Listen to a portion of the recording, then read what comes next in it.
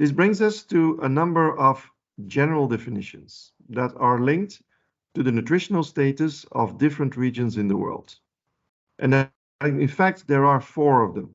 So the first one is called the optimum diet or optimal nutrition. It means that people are food secure, so there is enough food available for the needs, and the diets are balanced and adequate.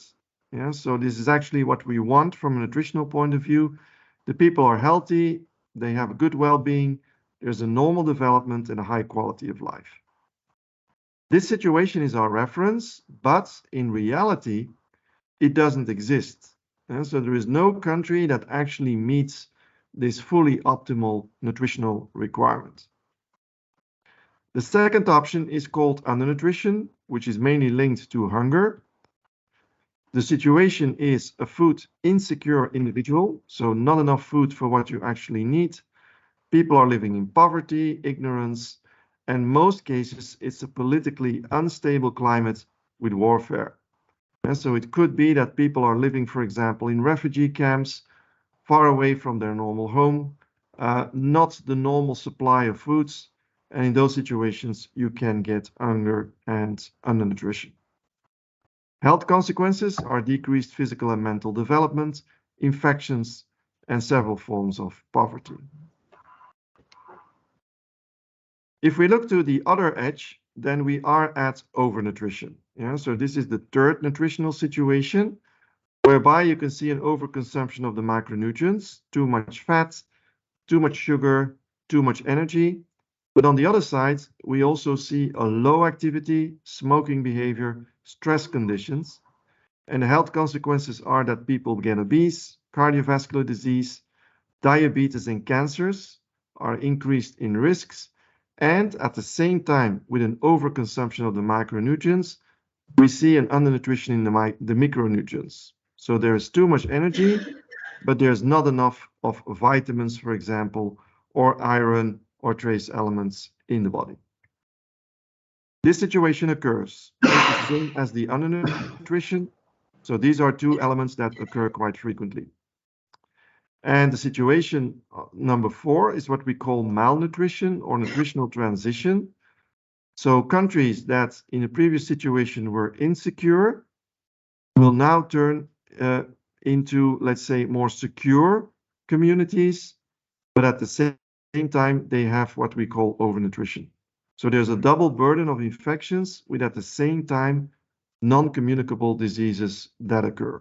A practical situation, you go to a country where you are in the city, and in the city you have a situation of overnutrition, so too much consumption of energy and low physical activity, for example, diabetes, cancers, etc. occur. But then you take a car, you go outside the city, you go to the rural areas, and there is still undernutrition. So food insecurity, not enough foods available for the needs of the people. And this occurs in the same country, in the same location. So that's why we call it the double burden of infections with at the same time non-communicable diseases occurring. Many countries in transition are in that situation. Think about especially southern countries that are now facing the double burden. If we look to undernutrition, then you can go to the statistics. So I show the statistics up to 2019, and that was the period, I think, more or less when the COVID crisis started. Yeah, so the COVID crisis was 2019 to 2021, something like that.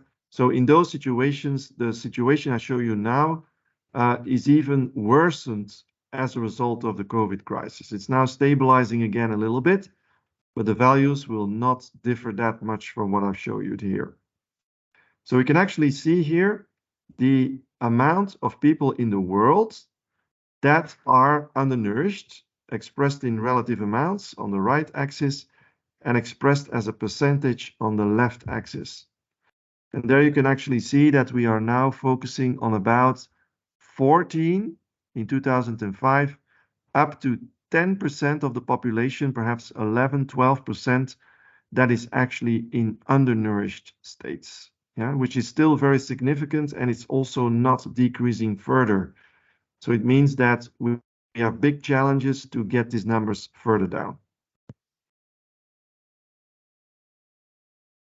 An example or some examples on undernutrition that can occur. A first example is taken from the developing world. This is a picture which is taken in Burkina Faso, which is one of the 3 poorest countries in the world, in Western Africa, not far from the Sahara.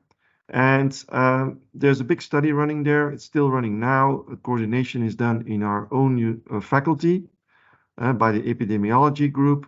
And it's the issue of intrauterine growth retardation. Yeah, so what does it actually mean? It means that during pregnancy, the mother does not receive a sufficient amount of calories. So the mother is food insecure. And as a result of that, the child is born with a low birth weight. Generally speaking, the birth weight is less than 2.5 kilograms. If you compare it with a child born here in Belgium, let's say the child has a weight of 3.3 kilograms, which is significantly higher than what you see in those situations. It mainly occurs in developing countries, a little bit less in the developed world, although also in the developed world, it can be there. It is linked to infection diseases, and more important, it can also have effects at later age. We call that the Barker theory. It seems that a fetus which did not receive enough nutrients or enough energy or whatever can actually cause specific non-communicable diseases at later age. For example, diabetes, which is a quite strong theory because you could actually predict the health status of a person by looking at the way he was fed during pregnancy. And so these links are now more and more made.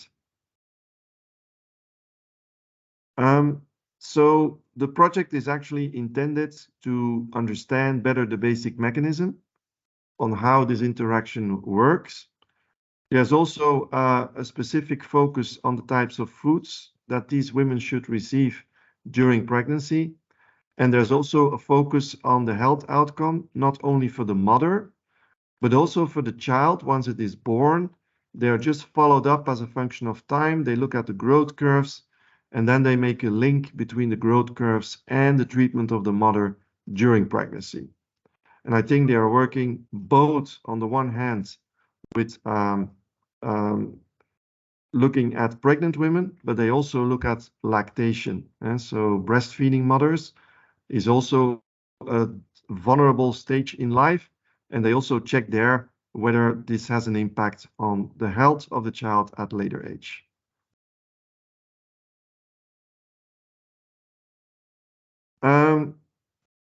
Another example, but I'm missing it out here. Oh no, sorry. This slide is actually a slide of an interesting study which is published. The document itself is online on Euphora. You can just look at the reference map, and there you will find the paperback. It is exactly the same as what I just told you before, but this study was done already many years back, and the samples were actually taken in the middle of the previous century. So it's called the Dutch Famine Study. I don't know if you have heard about it. It's a study where the samples were actually taken during the Second World War in 44 and 45. And in those periods of time, in the winter time of 44, there was a total blockage of the food supply to the Dutch population. And as a result of that, all the people there living, especially in the cities, were actually malnourished. And so they didn't receive enough calories for what they needed. You can actually look on the bottom figure to have an idea how much they took in. So the average number of calories consumed, and that is seen by the blue bar graphs, in that period of time. So we're talking here about December, January, February, 44, 45. The average intake was less than 500 kilocalories a day. If you know that an average person needs between 2,000 and 2,500 kilocalories, it means that you were only consuming 20 to 25% of your daily energy requirements for those people. The temperatures were also quite low, so in the winter time, so you can consider that it was a very drastical situation. Why did it came so far? Well, actually, you probably know if you remember the war history that there was a landing of the Allied forces, which was actually done in Normandy in France. And from there were two armies, which was actually the Canadian army and the English army, which moved upwards near the coastlines for the Canadians and directly to Brussels for the English ones. And they actually met together in the harbor of Antwerp. So our country, and then also Ghent and Bruges and the coastline, was liberated by the Canadians. And then they moved up to Antwerp to liberate the harbor. And the English ones, they went up to Brussels and from Brussels to Antwerp. So Antwerp was liberated in September of 1944.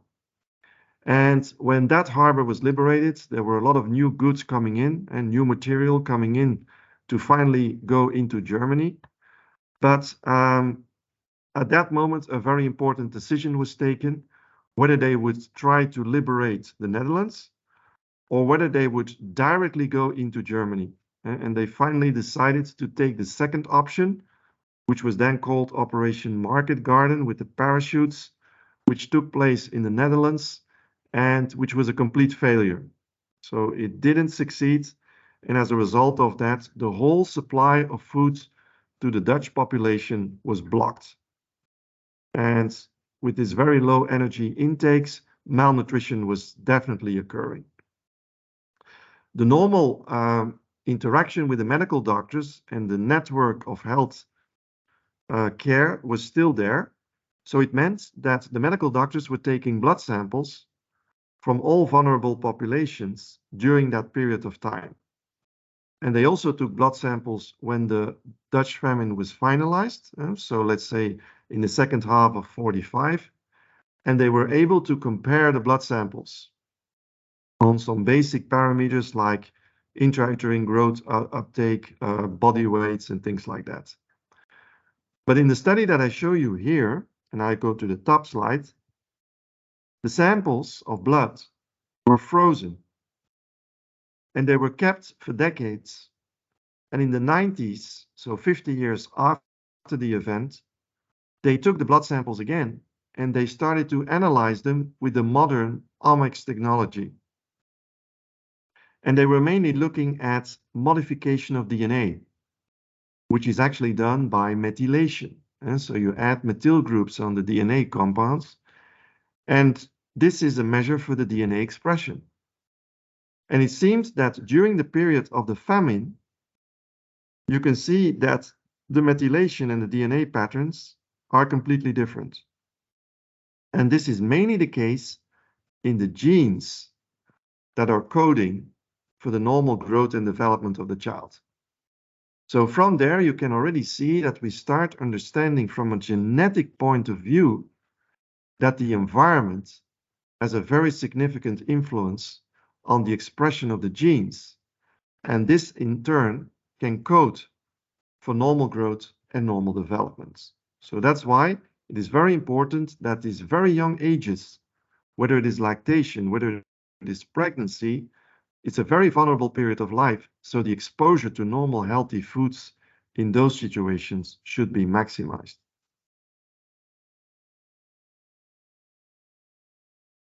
A second example of undernutrition is in elderly. And now I come to the developed world, like for example in Belgium or in the Netherlands, where several newspapers have very clearly indicated that elderly people who are living in nursing homes have a normal incidence of malnutrition of almost 40%. And if you know that our population, especially here in Belgium, is getting older, and the prognosis are to go up to 30% for people that are older than 65%, 65 years old. So in 2030, which is not too far away, we can expect that 1/3 of our population is older than 65. The same in Europe. In many European countries, you see that we have more elderly, and many of these elderly also do not have an optimized nutrition. So there's definitely something to do in terms of determining the recommendations, but also to correct the current situation of malnutrition and undernutrition.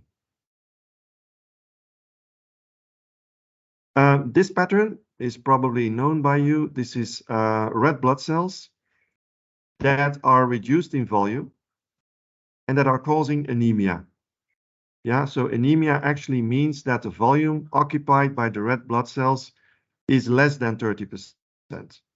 And this can be caused by iron deficiency because iron plays a key role in the production of hemoglobin, and hemoglobin is the protein that is physically present in red blood cells. However, if you have a diagnosis like this, so anemic, it's not 100% sure that it is an iron deficiency. There's a big chance, but it's not 100% sure because it can also be a copper deficiency and even a couple of vitamin deficiencies. We will see that in the next course slides. But in principle, you have to be very careful with anemia because several nutrients could play a role in development of this process. And if you are in a tropical zone where there is also malaria, then also malaria can have an effect on anemia. So there are many confounding factors that actually influence the diagnosis. And the only way to correct for it is to also do additional analysis that are a little bit more focused on the metabolism of that nutrient. And I will give you several examples in later chapters. Now we go to overnutrition. And the first thing we look at is the causes of death that can occur either in low-income countries, you see that on the left side, and in high-income countries on the right side. So if we start on the left side, then you can see the top 10 causes of death in the world, data from the World Health Organization from 2 or 3 years ago. And there you can see that the majority of the colors are green, which actually is related to communicable diseases. So diseases that can be transferred from one person to another. And you see that they are the leading causes of death in these communities. However, from time to time, you see the non-communicable diseases coming up. For example, cardiovascular diseases, strokes are actually already physically there. So these are countries in double burden conditions, where you have undernutrition in combination with overnutrition. And on the right side, you see the situation for the high-income countries, mainly blue colors, which means non-communicable diseases like cardiovascular disease, like strokes, for example, like different forms of cancers. So they are non-communicable, they're not transferable to other people, and they are dominating in the whole picture. There could be some effects on communicable diseases, like for example, here there are infections that are respiratory infections mainly that are still there, but it's not comparable to what we have in low-income countries. If we want to understand potential risk factors, then we talk about the burden of disease. It's a very interesting website. I'm going to try to demonstrate this website to you immediately, but I first will explain the curve that we can draw here.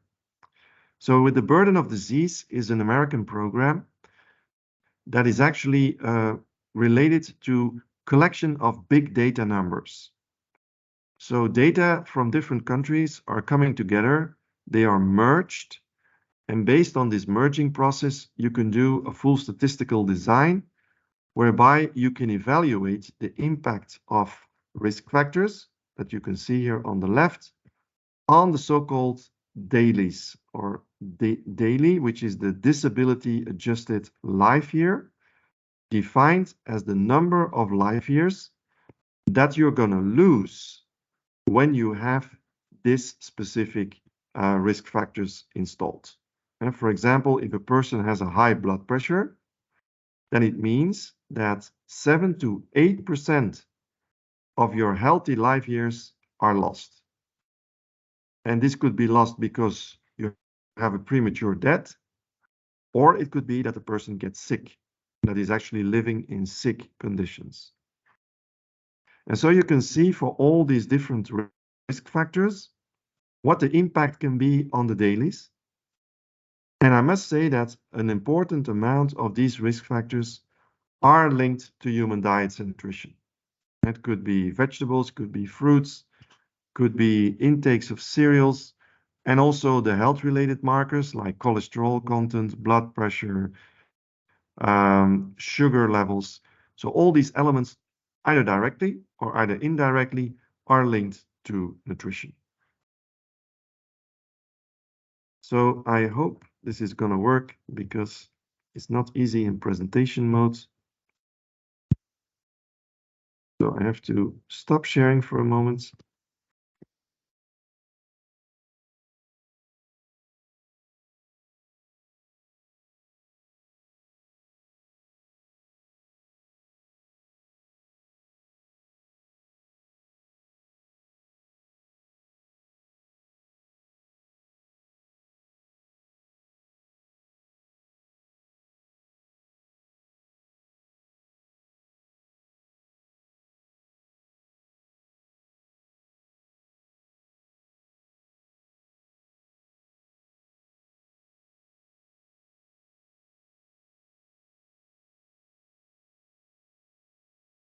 Okay, so now I'm going to try to share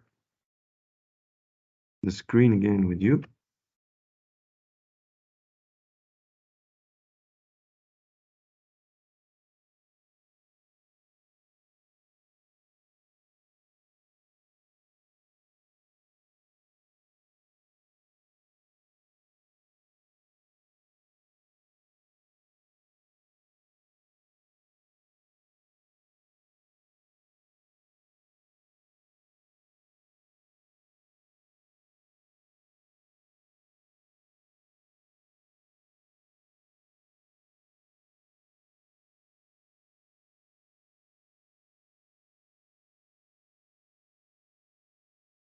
Can you see this screen? It says interactive data visuals.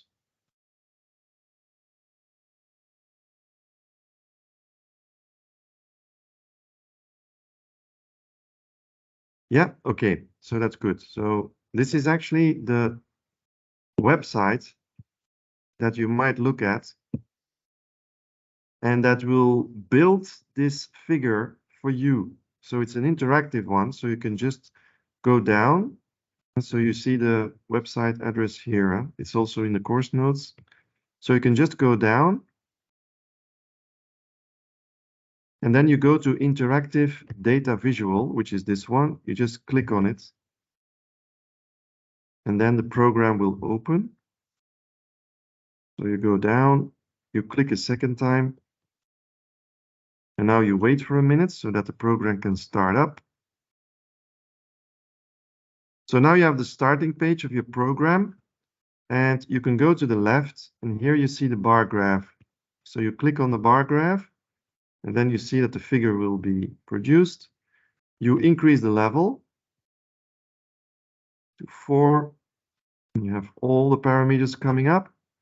So what you see now is for the global world, so all data which are combined from all countries in the world together in one database for both males and females for all the ages in 2019. You see here all the risk factors on the y-axis and all the dailies on the x-axis. If you want them in percent, then you just go there and then you get the percentages. And so you see in 2019, blood pressure is still a number one, and it is already now 9% of the healthy life years which are lost if persons have a high blood pressure. That's why we call blood pressure also a silent killer, because you don't see it. It's there, but people don't feel sick. Yeah? So, but slowly but surely, it can, for example, increase your risk either for cardiovascular disease, which is the blue color, or diabetes and kidney diseases, which is the purple color. Now, the strong point about this program is that you can actually design your own graph for whatever country in the world or whatever region in the world that you want to study. So this was global, but if I just use, for example, Belgium, where you are now, and I just add Belgium, then automatically the figure will adapt. And you see that in Belgium, for all the ages, smoking is the most important risk factor, giving you 13% less healthy life years. And if you want the females, then you just take the females. If you want the males, then you take the males. And you can take the 70 plus, so the elderly people if you want. The system will automatically adapt to it. And you can do that for whatever you want. If you want the southern part of Latin America, you just plot and immediately you get for the whole aggregated situation. So all countries in that region will now be joined together to give you a new figure. You're going to work with this figure in the second case study, which we will do for the practicals, but that's for the second part of the semester. And so you will have to check it for your own countries, and you will also have to join the data from the different countries in your group. And so it's very interesting to see that we have many countries online. So in that exercise, you will see that students from different countries are going to work together to build a common document comparing the characteristics of your own country.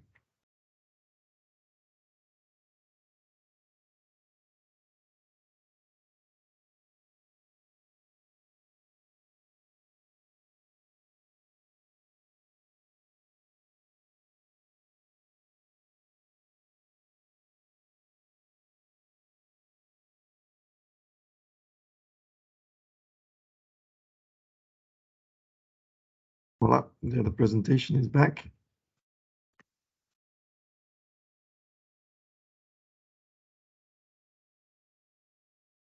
So I hope it is more or less clear for you that today with a lot of online tools we can find a lot of information, but I still want you to be critical because it looks quite nice, it's easy to do. It is indeed a very nice instrument. The only problem is that if you bring in unreliable data, the output will also be unreliable.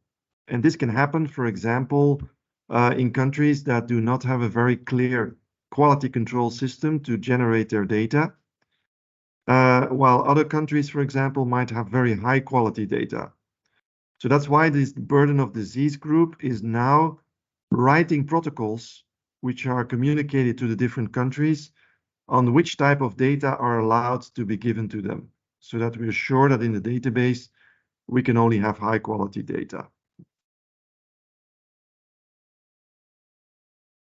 Based on this result, you of course have now different, I would say, studies coming out that are published in literature. So for example, this one is published in Lancet, working on blood pressure for different decades in different population groups. And in total, in this study, 19 million people were included. So you see how powerful it becomes. It's not anymore a study of 50 people.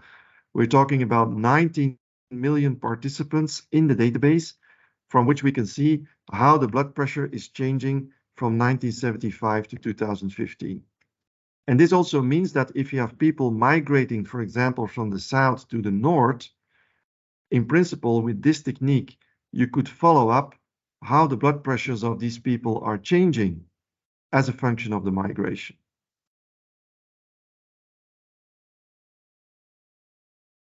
If we look to Europe and we look a little bit to the Eurostat data, so this is, let's say, the organization in Europe that is collecting data for all European citizens, then we can see that the average degree of overweight, so it's a body mass index between 25 and 30, is actually around 45, 50%. So you can actually see that half of the population, to some extent, has some form of overweight. While people who are obese, which means a body mass index higher than 30, we are fluctuating around 20% of the population, which is 1 out of 5 as a body weight, which actually leads to a higher risk for non-communicable diseases. You will later see the values that we have available for the US, and then you can compare it a little bit with the European Union. And so in Europe, they try to stabilize the weight, but generally speaking, it's actually a big challenge because we still have an important part of the population which is obese. If we look in other countries around the world, and here you can see the US, which is plotted in blue, but you can also see all new emerging countries, China, Hong Kong, Seychelles, South Africa, Iran, Saudi Arabia, Brazil, etc. So many different countries that you can see. And this is not for adults, but it's for adolescents. So people between 12 and 18 years old. There you see a very sharp rise in the numbers. It's a little bit delayed compared to the US because they started with their nutritional transitions much earlier. But you see that all countries which are in nutritional transition seem to have a fast rise in incidence of overweight and obesity. And it goes faster than what we have in the US. So again, there, I come back to this family that was migrating from the south to the north. Remember what I said? So here you can already see in the data that countries who are really shifting diets seem to have very fast transitions, also in terms of overweight and obesity. Try to think about the mechanism. Yeah, in chapter 5, we will try to explain why it goes so fast. And it's important to know that in order to avoid it for the future. If you look to a number of instruments, like for example, this one is called the Basic Fitness. It's a figure from the US where you can actually see that you have people who want to be physically active, but they actually go to the fitness by using electronic staircases. Yeah, so you can already imagine that if the world is organized to be what we call an obesogenic society, so a society where everything is set to become obese, then an important part of the population will become obese. Yeah, so we will have to start thinking not only about dietary patterns, but also about how we can make people physically active.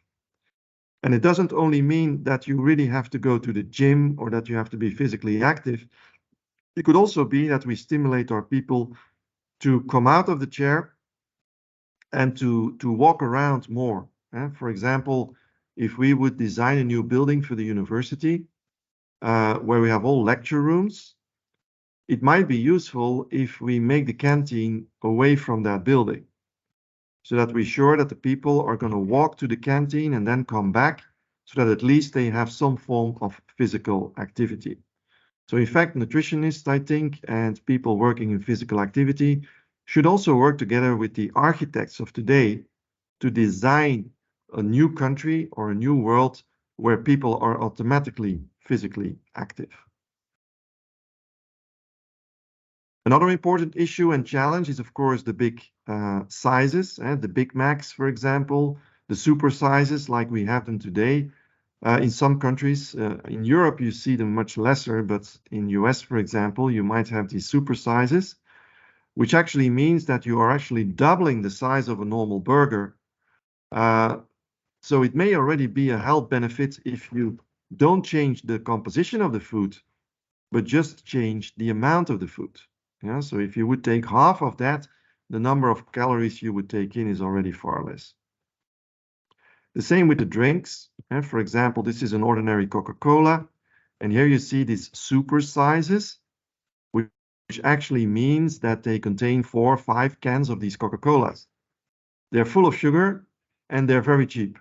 So it means that all layers in our socio-economical environment will be able to consume these types of drinks. And a good option could be already to just reduce the size of these cups in order to, let's say, take in less sugar and less product. There's a movie which is called Super Size Me.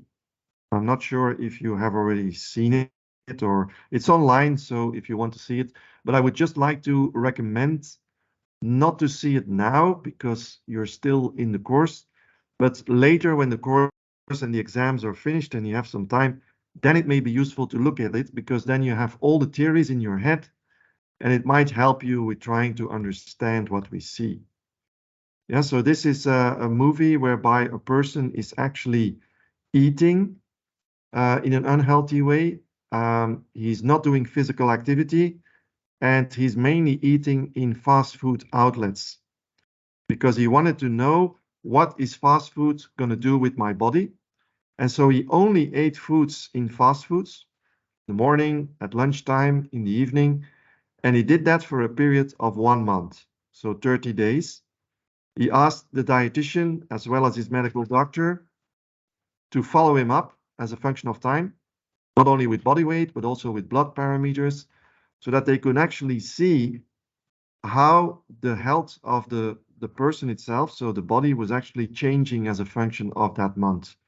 So, and in that movie, you can actually see the reaction from the medical doctor as well as from the dietitian when they see the results during that month. Yeah, and it also makes us think a little bit about what fast foods can do actually on body metabolism. It's of course a little bit exaggerated to some extent. What I want you to do, if you would like to see the movie, you have to think a little bit in a critical scientific way. So if you think about science, you might think, the experiment that this person is doing, is it representative? Are the results reliable? So these types of things you can think about. And in the last lecture with the feedback, I think I will come back to this movie and we will discuss it a little bit to see where is the bottleneck and where are the messages that we can take from this movie. So we see that the situation in several countries in the world is not optimal. There is an undernutrition, there is an overnutrition. So the next question is, what can we do about it? There are two basic strategies that are used in nutrition to try and correct the situation. The first one is called supply-driven nutrition policy, which is nothing else than a push strategy. So it means that we try to change nutrient intake of the population without changing the choice of food. It means that we can only work together with the producers, not with the consumers. So we're going to sit together with the producers. We're going to try to ask them or to force them, whatever the situation is, to modify and adapt the production process in such a way that the product composition changes. The consumer does not have to do anything. They can just keep eating whatever they do. But we will see that the product composition changes. There are many examples of that. For example, folic acid, go folic, it says here. This is for folic acid. It's a vitamin. We will explain the metabolism in chapter 7. It seems that some people are quite vulnerable to folate deficiency, especially women, young women, and especially women that would like to become pregnant. So there it is quite important to have an optimal folic acid status. And one of the options could be that you can add folic acid to cereals. And cereals are then physically present in bread. So in this way, people can actually be exposed to more folic acid. Or there's a second option that you give them tablets. And so we will come back to that later. But in some way, it is actually here the first option, the first strategy is very clear. People will just keep eating what they want, but we will see that there's more folic acid physically present in those products. The second policy is called demand-driven nutrition policy. It's the pull strategy. It actually means that we're not going to work together with the producers, but this time we work together with the consumers. So, for example, we're going to show on the package what the nutritional composition of the product is in terms of sugars, fats, and salt. And we're actually going to communicate about the potential health benefits of the product on the package. And for example, this yogurt or this fermented milk is healthy for you and for the colon microbiota because it contains a healthy bacterium. So these types of messages are called claims, and they can actually help in communicating and convincing the consumer to go for a more healthy choice. Yeah, so remember the two strategies, push and pull strategy. Throughout the course, we will give you several examples of interventions for specific nutritional situations. One group who is very difficult to work with, and we have experienced this ourselves because this is a slide coming from one of our projects, is the reward sensitivity project, which was working with young adolescents. So between the age of 12 and 18 years old, these people are discovering life. They have a lot of challenges ahead of them. They also want to try out a lot of new things. So it's not very easy to tell them that they have to eat healthy. Yeah, it's a very difficult situation. So in that project, we were actually trying to integrate ourselves into their world by designing specific types of games, for example, that could be played on mobile phones. But these games were designed in such a way that you could only proceed in the game if you were eating healthy. And we had a game developer who was actually making these games for us. We had a target group, a full intervention, which was done, control group versus intervention. And we were following them up in terms of dietary patterns, while at the same time using these game systems. The final conclusion was that for these types of adolescents, the system didn't work. And so they could find all types of bypasses to still keep eating unhealthy. But when we tried it out at younger ages, for example, between 10 and 12 years old, so children still, there you see that the impact is much larger. And it has to do with reward sensitivity. So this means that a person wants to be rewarded, and that's why he goes for specific types of foods. I think there is a slide coming back in chapter 5 where we will discuss that mechanism a little bit further. So does an intervention work? Well, actually it does. So the most famous epidemiological intervention study on nutrition was done in Finland already many decades back. And it's called the North Karelia study, which was actually a study whereby a province of Finland, which is North Karelia, was actually composed of people that had a very high risk for cardiovascular disease. And the risk was so high that it was actually not acceptable anymore. And they went to look at the dietary patterns, and they saw that these people were consuming a high amount of fat, and especially a high amount of saturated fat. So they made some interventions in which people were deliberately consuming less saturated fats. And you see that the risk for cardiovascular disease in the years afterwards were significantly reduced. And this was the case for North Karelia. But then afterwards, they also did the study for the whole Finland country. And you see there also that the risk for cardiovascular disease was significantly reduced. So indeed, you can have effects provided that the study is well controlled. There are more studies coming up in the next chapters, but you will see that the impact of nutrition increases when the control over the study is increased. And this brings me to a slide on the 7 priorities, which were published in 2021 in Nature.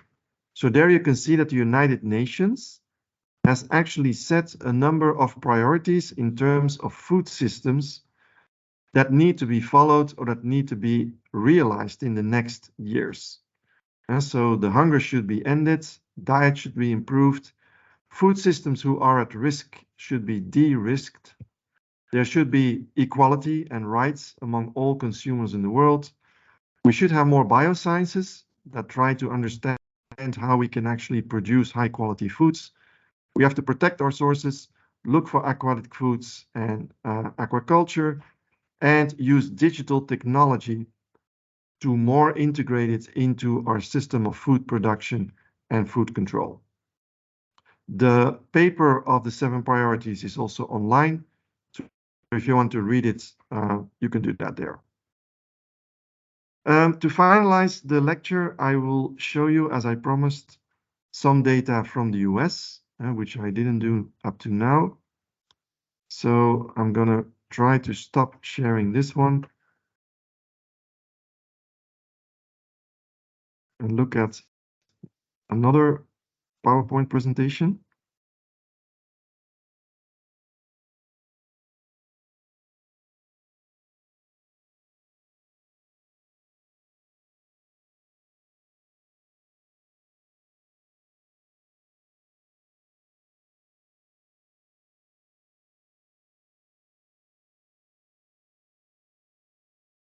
Should be this one. So I'm going to share this one with you.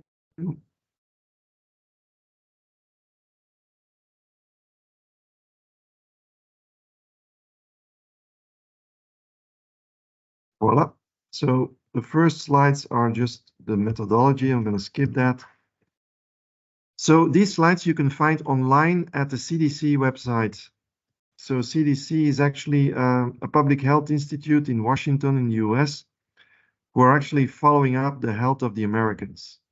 And they do that on a yearly basis. So every year new data are coming in so that they can also look at health trends as a function of time. So if you would like to see the slides, just go to the CDC website. You can find them easily there. So what is it showing? It shows you obesity in the US. So body mass index higher than 30 for the different member states. Yeah, for example, California is here, Texas is here. Then you have all the southern states like Alabama, for example, Mississippi, Florida here. So you see on the hand with the colors, you have an idea about the incidence of obesity in that region for all people living there. And you can see that if we start in 2011, that many states are blue, are green. So this means that we have lower than 25% of the population, so 1 out of 4 in that situation. There's no red or orange.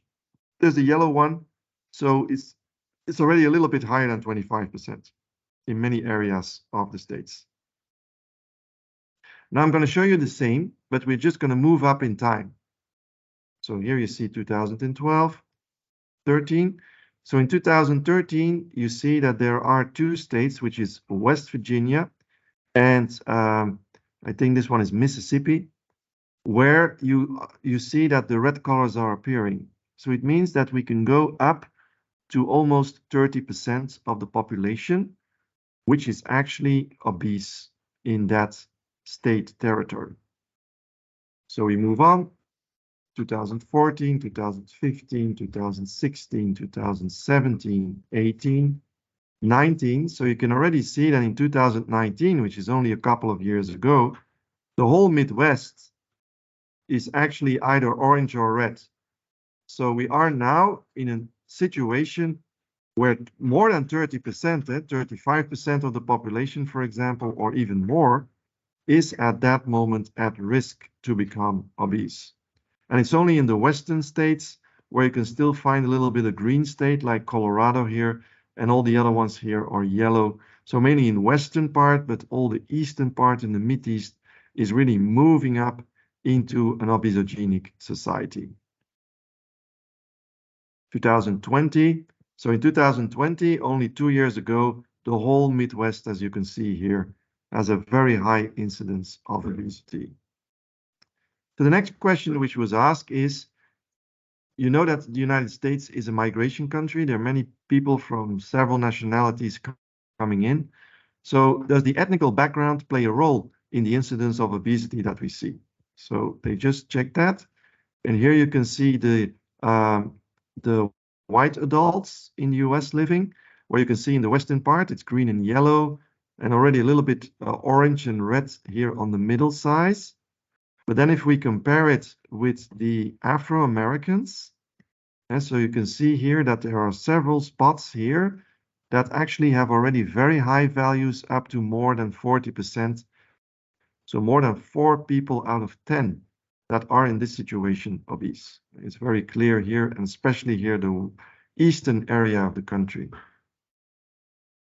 If we go to the Spanish-speaking people in the US, then you can see that it's also a difference compared to the white adults. And you see that they're also fluctuating around 35%, and some states even higher. The Asians are a little bit less. So at the moment, the statistics indicate around 20-25%, but the data are quite fresh, so they still have to be evaluated in the next years to come. And another specific population group, which might be interesting to check, are actually the native adults in the US. For example, people living in Alaska or the Indians living in US. And there you can see that the levels are extremely high in some areas. For example, here in the northern part and partly in the southern part, in Arizona, for example, you can see that values go up to more than 50% of the population being obese. And there are many elements that could play a role, not only unhealthy diets, but also physical activity patterns, and also including genetic backgrounds. Again, the obesity theories, we will come back to that later, and we will explain to you a little bit why in all these population groups the obesity pattern is so quickly rising. Okay, I think with this, I have said everything I wanted to say. So I'm going to stop here the recording. For people who are going to leave us, I would like to thank you for your attention. See you back again the next time. The recording will normally become available in the next days, also online on Eufora. So thank you and have a nice day.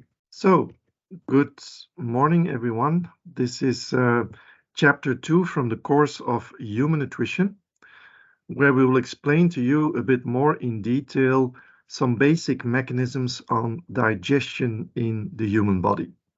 And we will do that in two ways. So I will first explain to you a little bit how the process looks like, with especially some anatomy of the digestive tract and some basic elements that we need to know. And in the next lecture, I will explain to you all the processes that take place for the breakdown of the foods into the individual nutrients and the absorption into the human body. So let's start with the digestion process as such, where I will tell you something about how digestion takes place in the mouth and what is important there. Then something on the stomach and the intestine. And finally, something on the immune system, because we know that the GALT system, which is called the gut-associated lymphoid tissue, plays an important role, not only in normalizing normal body functions, but also in terms of stress and disease patterns. This process of GALT plays an important role in the human body. And then afterwards, I will say a few words about motility, because we know that the whole food is moving through the GI tract. So how does this movement process work, and how can it be measured, and if necessary, how can we change it? So if we talk about digestion, the most important thing you need to know is that we start with a polymer. So a polymer is, in most cases, an insoluble fraction. And think, for example, about a polysaccharide, like a fiber, is not really very well soluble, or starch as such in a long chain needs to be brought in a soluble phase in order to be digested into monomers. Most of the monomers are soluble and can then be absorbed in the body. Our system is designed in such a way that we distinguish between acid and alkaline digestion, and they were separated in time and space. So it means that in the stomach we have an acid environment, in the intestine it's a more neutral to slightly alkaline environment, and also in the mouth we usually have a more neutral to slightly alkaline environment. So these changes in pH will also definitely influence the digestion. And by changing the pH, you also can change digestion processes in humans. And we will give several examples of that. Finally, it's also important to understand that throughout the GI tract, it's important to have regular passage. Otherwise, you have obstruction. Or if the passage is too fast, you don't have enough absorption. So it's very important that the passage speed and the transit time is more or less regulated. And second, in all species, including humans, there is always somewhere a place where we can store food. during the digestion process. In humans, this will be in the colon. So in the large bowel, at the end of the GI tract, the food will normally reside for more than 1 day in the colon, which is not the case in the stomach and the small intestine, where we're talking about a couple of hours to pass through the organ.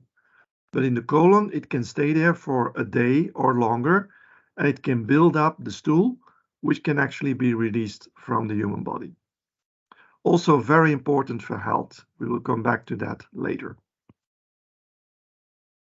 The GI tract looks quite simple. So you have here the esophagus, this is the stomach, then you have the pancreas and the liver, the small intestine in the center of the belly, and then the colon with an ascending colon, a transfer colon, a descending colon, and a rectum. You will see later that this structure plays an important role in the overall health of the colon. And so because the processes that take place in the ascending colon are not the same as the one that take place in the descending colon. And if we want to optimize this, you really have to identify again the target, which could be the ascending or the descending colon, and you have to see that you have a product that can make it to the right target site in order to have effects. We will also come back to that in the problem-based learning questions. On the left side, there's a rabbit where you can see that it deviates a little bit from humans because you have a big cecum, which we don't have in humans. In humans, this is actually very small. But if you have a big cecum, then in principle, the colon is less developed. As you can see here, in humans, the colon is a little bit better developed, but we don't have a cecum for compensation.